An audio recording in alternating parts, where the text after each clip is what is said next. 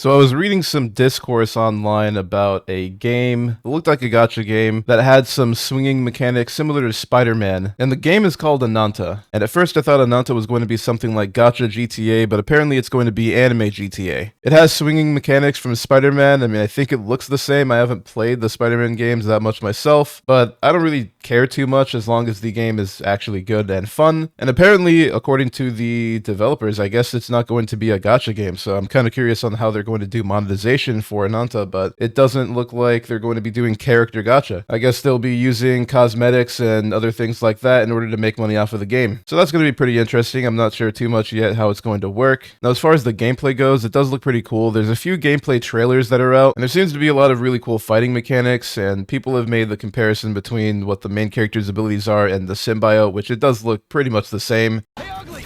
How about picking on me? I mean, the game is being promoted by Sony and it's going to release on PlayStation, so I don't really think that they're complaining about this at all, and they're more concerned about how successful it's going to be. But yeah, I guess it does take stuff from Spider-Man. Now, it does seem like it's going to be an open world, kind of similar experience to GTA, but in anime form, I guess. I've seen that they have mechanics like dating that are going to be in the game. It seems like you can drive around in cars, but I don't know who's going to be doing that if you can go way faster, just like web slinging across the map. As far as story mode and multiplayer aspects, I don't know how any of that's going to go. Maybe it's going to be similar to like a Hoyoverse game where you can do co-op like in Genshin Impact, but mostly it's a single player experience. The thing I'm really curious about though is the fact that it's not going to be a character gacha. I mean, usually that's how gacha games work, which I guess this game isn't a gacha. Kinda has me curious, a little suspicious on exactly what they're going to be doing to monetize this game because, you know, typically the companies that do games like this aren't very friendly in their monetization practices.